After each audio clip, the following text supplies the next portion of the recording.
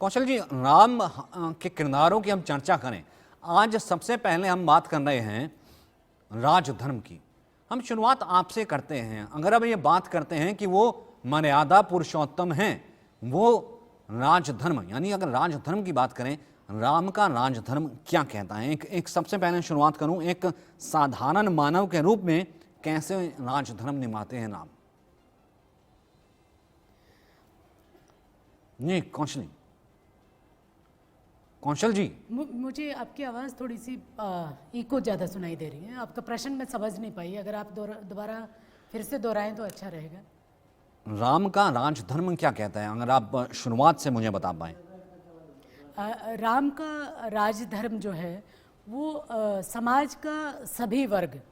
चाहे वह शबरी हो, माता शबरी हो, या चाहे धोबी हो, या जो भी जो हमें उनकी प्रजा में जो पढ़ने सुनने को मिलता है, उनकी हर तरह से रक्षा करना, एक तरह से उनके जो अधिकार बनते हैं उन अधिकारों की रक्षा राम राज्य में और खासकर राजधर्म में उनका निर्वाह न केवल श्री राम के समय में हुआ। अगर हम वाल्मीकि रामायण के संदर्भ को देखें तो महर्षि वाल्मीकि ने जो मर्यादा पुरुषोत्तम श्री राम का जो चरित्र वर्णन किया है, और उसमें जो राजधर्म की व्याख्या महर्षि वाल्मीकि ने की है, उस राजधर्म में प्रजा का हित एक तरह से सर्वोपरि रहा।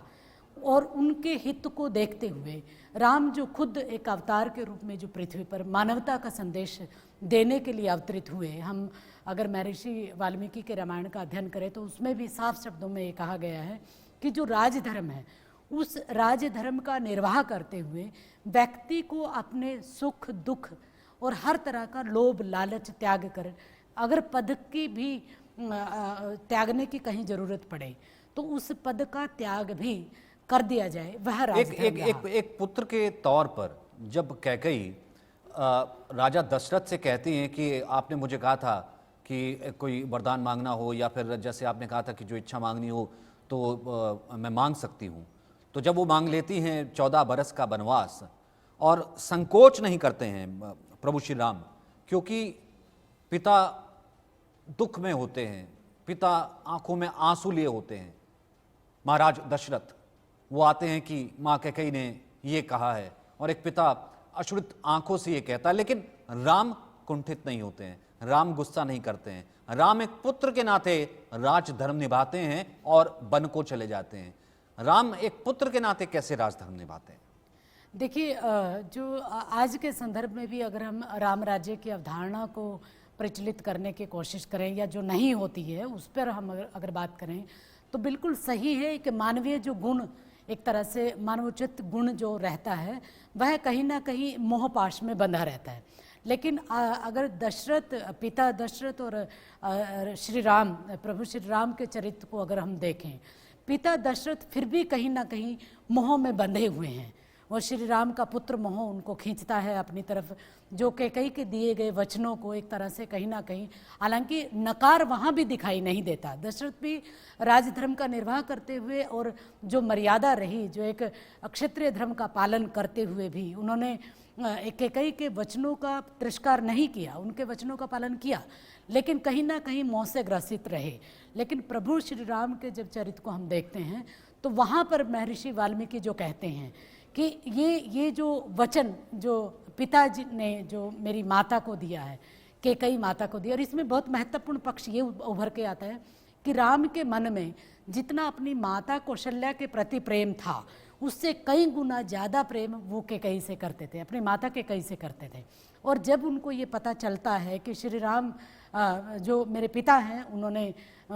वचनबद्ध हैं, कैकेयी के माता कैकेयी के वचनों से बंधे हुए हैं, और वचनों को पालन करना अब श्री राम का कर्तव्य है। आप ये देखिए कि प्रभु श्री राम कतई एक शिकन तक उनके चेहरे पर नहीं आती हैं, बल्कि वो बहुत खुशी खुशी उसको पालन करते हैं। न केवल पालन करते हैं, बल्कि जो संदेश देते हैं वो संदेश यह होता है कि आप तमाम तरह के मोह, चाहे वो पद का मोह हो, पिता का मोह, यहाँ तक कि जो मातृत्व का मोह होता है। कौशल्या उनकी माता थी, आप देखिए उनको, वो भी मूर्छित हुई जब उनको ये पता चला कि प्रभु श्री राम को वन जाना पड़ेगा। और बहुत महत्वपूर्ण पक्ष इसमें ये है कि जो मोह है वो मोह इसलिए नहीं पैदा होता कि उनको राज्याभिषेक नहीं हो रहा, उनको राजगद्दी नहीं मिल रही, बल्कि वो जो मोह पैदा होता है उस मोह को भी परिभाषित करने की आवश्यकता है। वो मोह वन के गमन का है, जो एक स्वाभाविक रूप से मातृत्व का एक मोह होता है, स्वाभाविक रूप से पितृत्व का मोह होता है। इस मोह को, क्योंकि